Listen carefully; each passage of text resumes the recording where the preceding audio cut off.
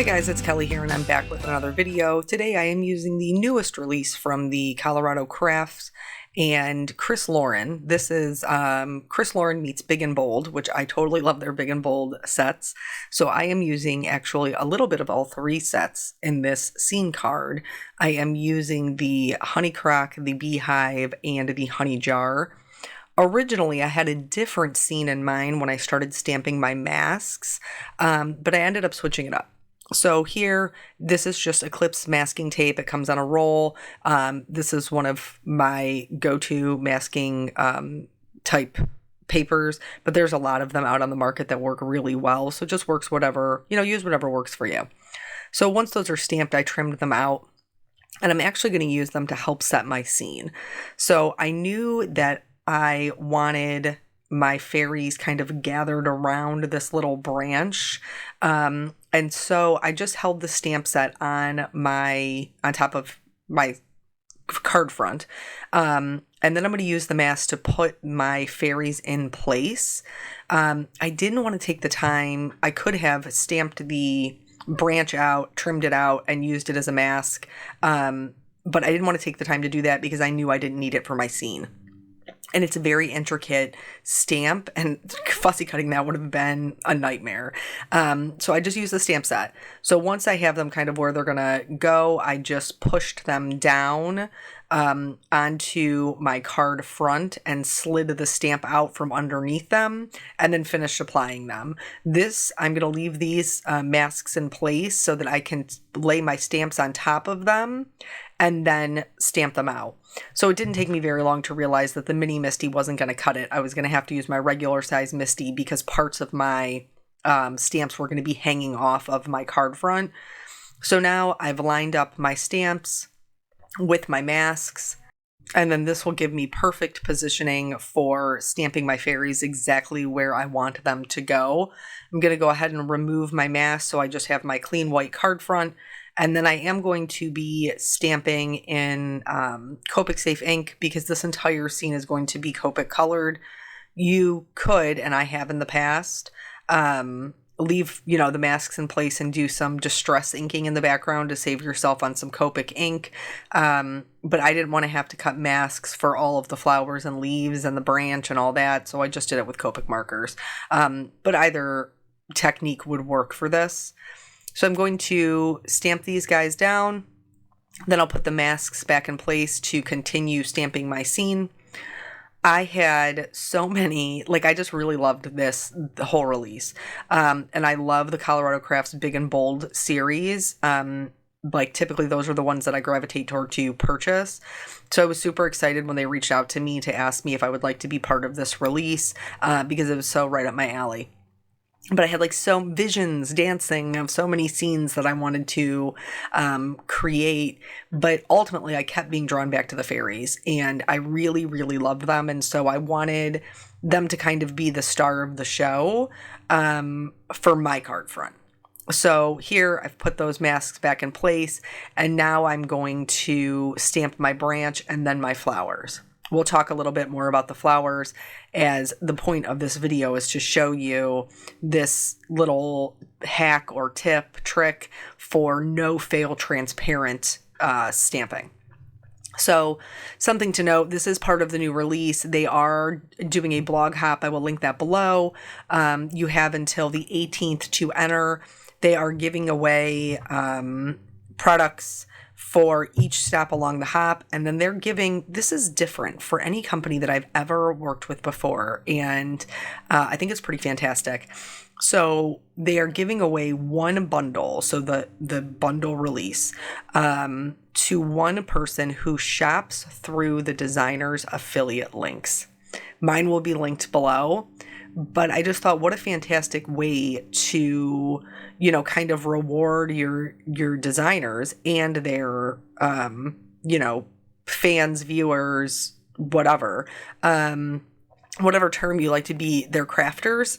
You're not my crafters, you're my friends. But I suppose viewers also count since it's a video. That if you if you support these designers who are supporting this company, then you have a chance to win this thing, which is super cool. So that will be linked below, and I would encourage you to go over and comment along the hop as well. Tons of really great inspiration, with wonderful designers. A couple of my friends are along the hop. And then here, we have to go back to the card. So here is where we're going to start. You can do this two ways. You can once you stamp your image, so here's where my flowers are going to go. With the stamp still in place on your Misty door, you can clean the stamp. That's what I'm doing here. Cleaning it, making sure I've gotten all the ink off of it. And then I'm going to remove the masks of the fairies. And I'm going to ink this up in a no-line coloring ink.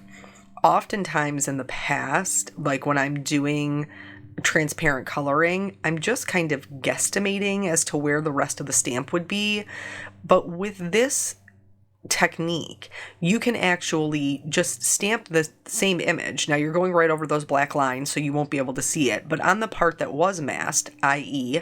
behind their wings, you'll be able to see the image in order to color it in and give your wings this transparent look. Now, obviously, this doesn't just work for wings, but I did also want to note for this particular fairy, the one on the far right, I did not mask her face. I stamped that flower right over her face, and I didn't have any issue covering it up with my Copic coloring, but you want to be careful with that in case you're using lighter color inks. Another way that you can do it is here. Now I've already stamped this leaf. I'm going to go back in. I'm going to line it back up and pick it up with my Misty door. But for my mask, instead of just stamping the leaf wherever it wants to go, I'm going to adjust my mask. And this is the second way that you can do it, is you can do all of your stamping, go back into your masks, trim off the wings or whatever the transparent object is, put the mask back in place, and then the only part that's going to be open to that no line stamping is the portion that you want to be transparent. So you can do it while you're stamping, do it all at the same time, stamp it down once, clean it, stamp it down in the no line ink, or you can go back and do all of the no line stamping all at once, trimming the masks. And so I did both. And both of them worked just fine for me. Obviously, a stamp positioner is pretty helpful in doing this technique. Before I had a Misty, I had a Stamp-a-majig. That's what they were called. I had a Stamp-a-majig. And so while it's not the same thing, the Stamp-a-majig does also let you kind of line up where your stamping is going to go. And there's a couple of other stamp positioners on the market. I've basically every video I use, you guys see me, I use my Misty. I was a big proponent in the beginning when they first came out. Like, I don't need it. I cannot make a card now without it. I don't even know how I existed. So anyway, I'm going to go back and do the stamping, and then we're going to get into the coloring. There were parts of the coloring that I did have to speed up, and this video is still long. It just is with scene cards because I don't want to cut out something that maybe you wanted to see. And so I try to leave as much of it in as I possibly can. If it's repetitive, like I didn't film all of the flowers. I filmed a couple of flowers. So here's our whole scene stamped out, which I think is super cute. These little bee fairies getting together, having a party. And I love that they're all different. I love that they are, they all have different looks, different styles about them. And I'm going to start with coloring in my transparent objects just so you can see them. I'm using the lightest color of my color combinations to just go in and fill those in. The great thing about the no line coloring ink is that you still get all the detail. So you still get the detail of the flowers. You still get the detail in the leaves, but it's not in your face. It's much more subdued because we use that no line ink and just one light color. Now, obviously you could make these darker if you would like to. I wouldn't go as dark as everything else on the card, but you could go, maybe to your mid-tone. It's just going to make your wings look more clear versus kind of like more like a acetate versus a vellum. I hope that makes sense. So for the sky, I just went in, I picked some blue colors, and I wanted there to be kind of like a little halo effect, so that it was darker around the darker around the edges. Oh, Lord. Darker around the edges and lighter in the center, so that way it would draw the eye when you were looking at the card to the center where all these fairies are kind of gathered. And when I was coloring my fairies, I also did my light source the same way, as if it was in the center. So the fairy on the right, her highlights are on the front of her face. The fairy on the left, her highlights are on the right-hand side of her face. And the fairy in the center is colored as if she has a center focal point. So she has shading from the left and the right. And again, just picked, I mean, it doesn't have to be this blue family. I just picked a blue family that I knew I had all of the colors for. So I started with a B06 and I went all the way out to a B, was it a 000? Quadruple zero in the center. So with that said, I did speed up with this background because it's really just a lot of filling it in. But again, if you're at home trying to, kind of make your own scene card, I didn't want to completely cut it out. I wanted you to see how I did it. So anywho, Blog Hop, that I would recommend that you go over there, leave a comment so you have your more chances to win this really cool release. So there's that.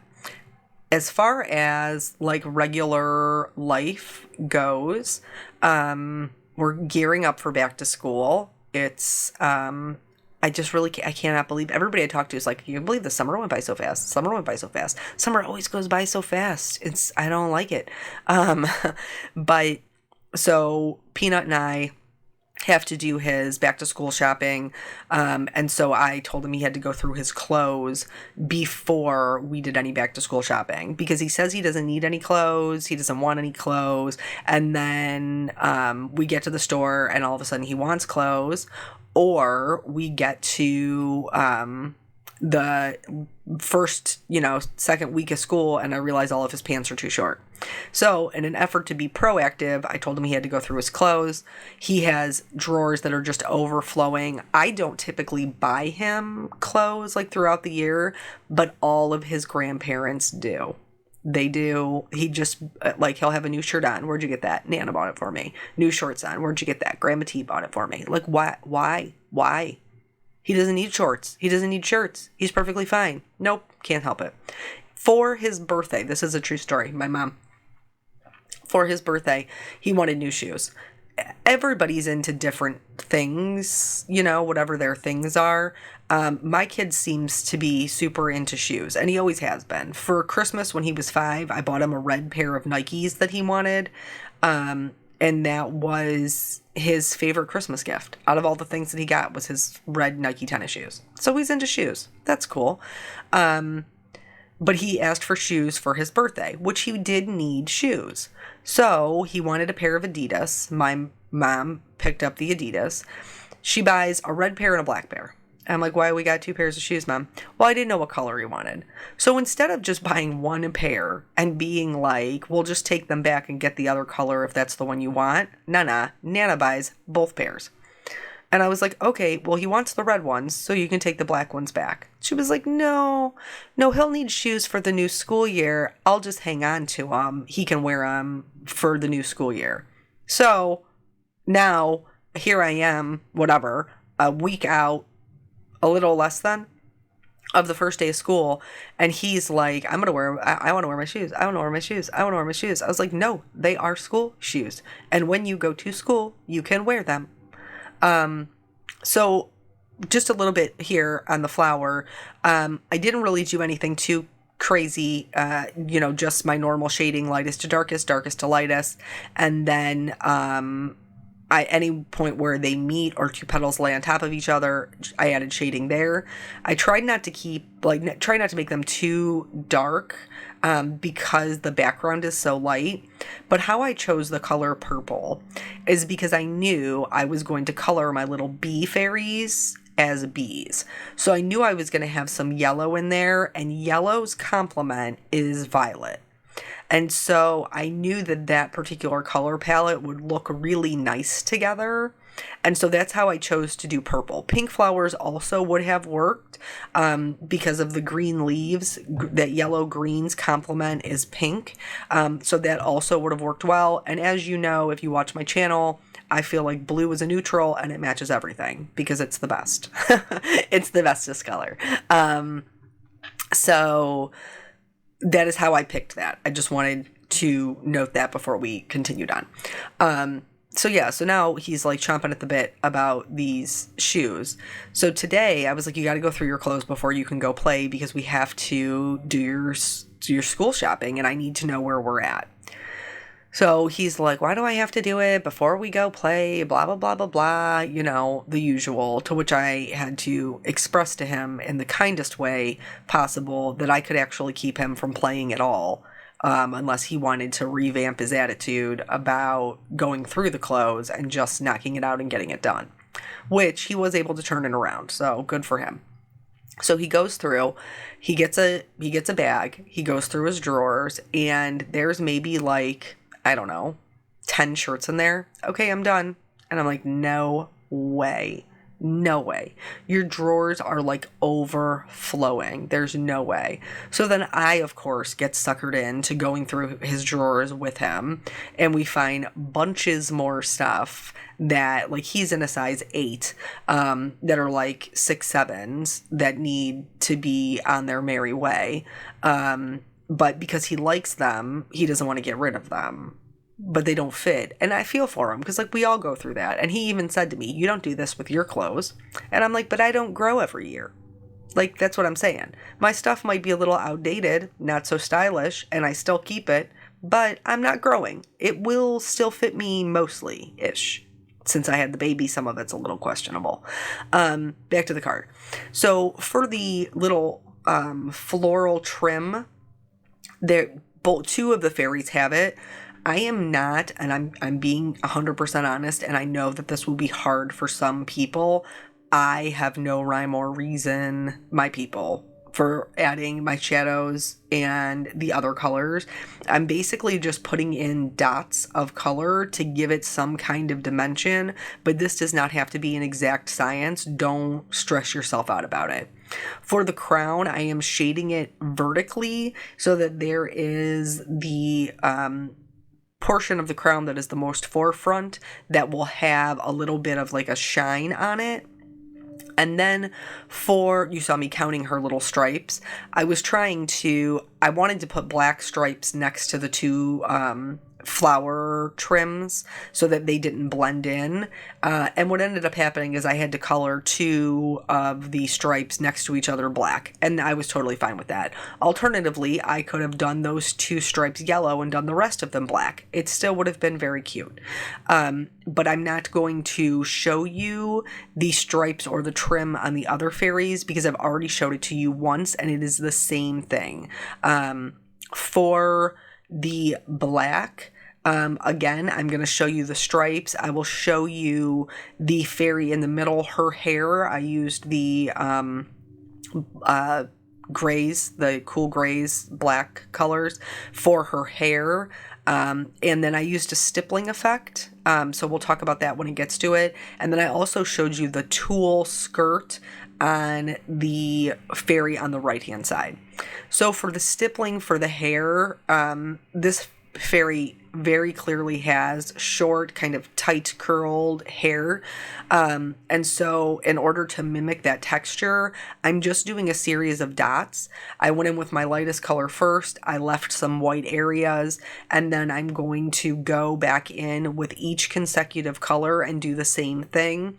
I will not completely cover up the prior color, but I will be adding quite a bit of shading, and this is what's going to give it some dimension and some fullness. So, Eric and I, this is funny story. So some people don't know, my husband is mixed. So his dad is black and his mom is white.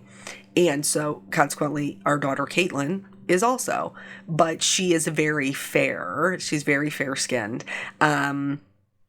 And so we were laying in bed the other night. I don't even know how we got on the topic. And he was like, we're never even going to be able to tell her that she's black because nobody will believe her with her Casper skin tone that you have given her. And I was like, I fully expected her to come out with your skin tone and not mine. I don't know what's happened.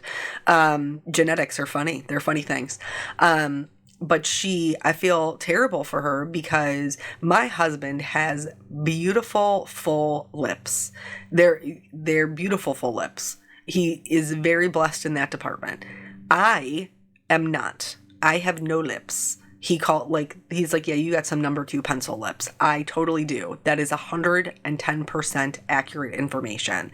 I have my father's lips. He has no lips. I have no lips. My sister has no lips. My mom, my oldest sister, beautiful lips. I didn't get that. But apparently I've passed on my no lips to my child, Nathan has beautiful, full lips. My daughter, not so much. I feel bad for her. She's going to be fighting the lip liner battle just like I did for all of her life. Anyway, funny little side story. But so for the tulle, I'm basically you have to pick what's going to be the highs and lows, okay? Because the way that they're drawn, there's clearly some that are on top that should be highlighted and some that are underneath that need shadows, but it's not always clear which one's which. Just pick it. Just commit to it. So if you're going to have the highlight on the left-hand side, then just make the left-hand side of each loop lighter and put the shadow on the right-hand side. I don't want to say there's not like a wrong way to do it, but I really don't think that there is. I really don't think there is the wrong way to do it, especially when you're using the darker grays. Another color, you might be able to see it a little bit more. But I really just was like, okay, my right-hand side is going to be darker. I'll add all my shading to the right-hand side of the loop. And then my highlight will be on the left-hand side. Really, all you're trying to create is highlights and shadows that will give that skirt a little bit of movement and not make it look flat. She also has, in addition to her little flower trim, she has some tulle at the top as well. You could color this tulle to be transparent if you were so interested. I was not. I just wanted to do it black to complement the rest of her outfit. So yes, the back to school. Yeah, it's a little bit nuts. We're only a week away. I have not done any of his back to school shopping yet, because everybody's been sick. We've been running the infirmary 24/7 here. So this week I do intend on taking him.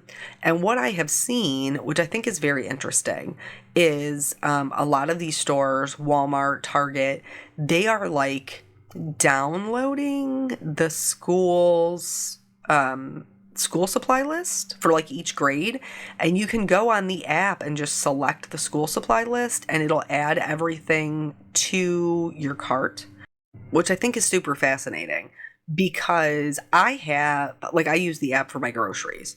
After I got divorced and I was working 4 jobs, I did not have time to spend 2 hours walking around the grocery store.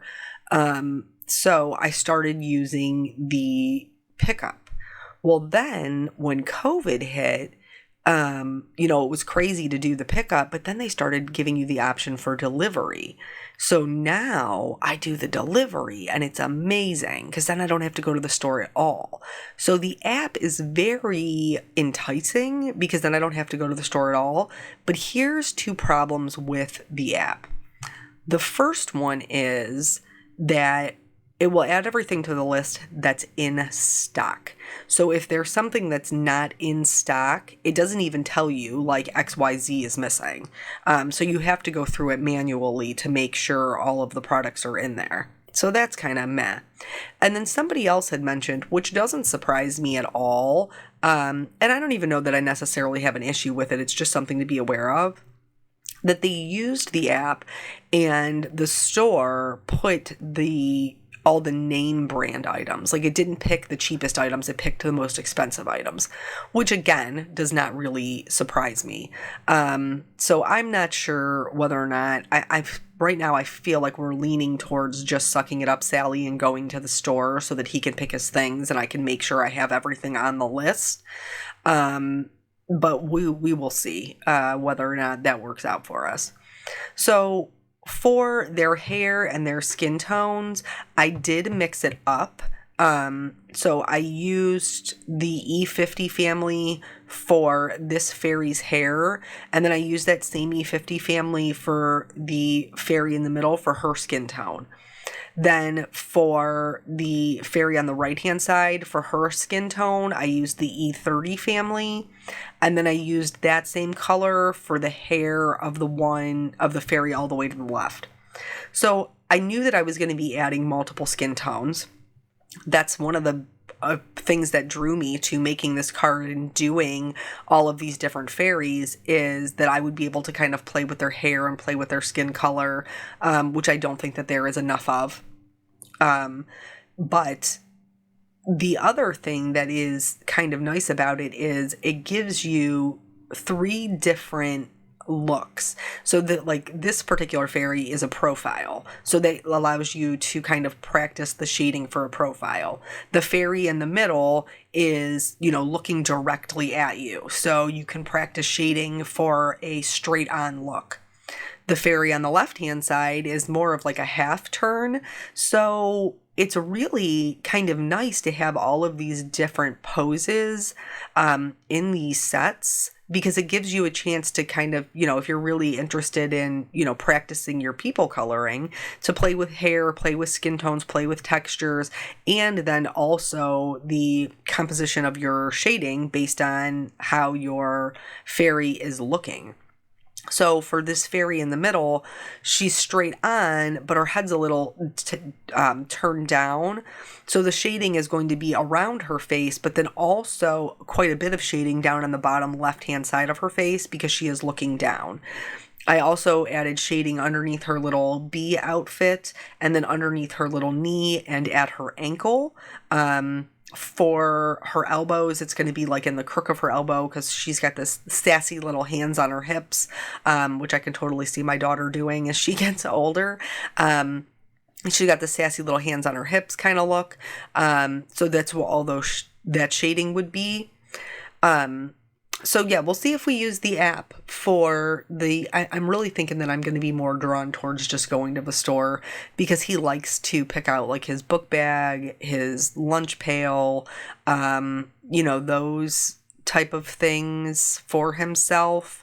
And I don't know that I could just sit there and go through like pages after pages on the app, because sometimes it's not the stuff that's in stock at the store. It's like a plethora of options.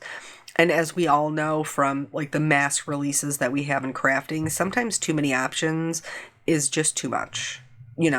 Like sometimes a smaller one is a little bit more appealing. You can make a choice a little bit more quickly. So for this fairy, for her shading for the profile, around her hair, now remember I'm coloring it as if the light source is in the center of the card. So around her hairline, underneath her nose, the back of her arm, the back of her leg, especially that back leg, the one she's standing on, that's drawn to be behind, that's going to have more shading.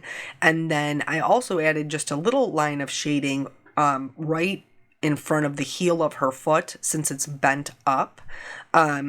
And then, like I said, did I say under her skirt? Under her skirt. So I always blend my shadows out, but you can make them as stark as you would like, depending upon how bright your light source is. I typically blend them out so that they're a little bit softer. I'm considering doing a video, more with high contrast coloring, where the darks and the lights are a little bit more stark, because it is a different kind of look.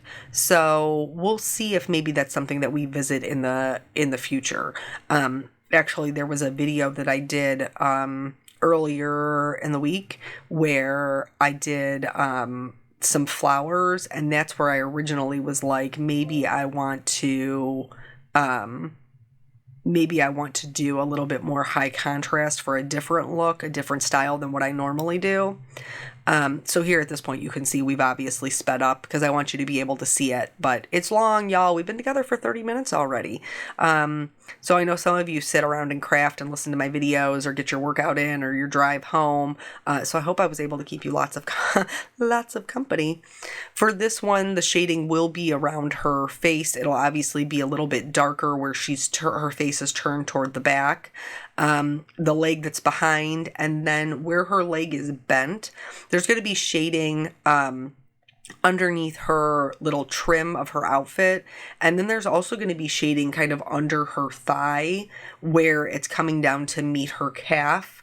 And then there'll be a highlight like on her knee, on the top of her thigh, and then on like the front of her shin for that leg behind. This is a more Caucasian skin tone, and this is the one that I probably color the most often. But I do think that it's important to do the other ones, not only to challenge myself, but because, you know, there's not only white people crafting or white people in your life that you love, or, you know, what have you. So I think it's important to show the other good color combinations. So I did add some blush to their cheeks. The R20 was a little bit too light for the middle and right hand side fairy, so I went back in with an R32. And now at this point, all of the coloring is done. I'm just going to do a little bit of detail work. I do like to outline my images because I like a bold black outline. That's not something that you have to do by any means, but it is something that I do on almost every card because I like the way it looks. I'm going to add some white gel pen highlights to the flowers in the trim and to the flowers in the background. You could also add some highlights to the wings if you were so interested. For the sentiment, I did not show it because this is such a long video, but I heat set the sentiment in white on black cardstock and then trimmed it out into a label. It says, "Let's celebrate you." And on the inside, I will stamp the coordinating happy birthday. But I just thought it was like a fun little scene, you know, the girls getting together for somebody's birthday in this, you know, sweet little flower scene. I did add the shimmer to the fairy wings. I used clear. You could use white if you wanted them to be a little bit more opaque. And then here's me trying to show you the shimmer. I don't know if you can see it or not. And then that is the whole card. So definitely a traditional Kelly card, going way back, throwback scene. But I was really happy with the way that it came out. I hope you guys enjoyed the video. I hope you will head over to the blog hop and check that out. And I will catch you guys on the next video. Bye.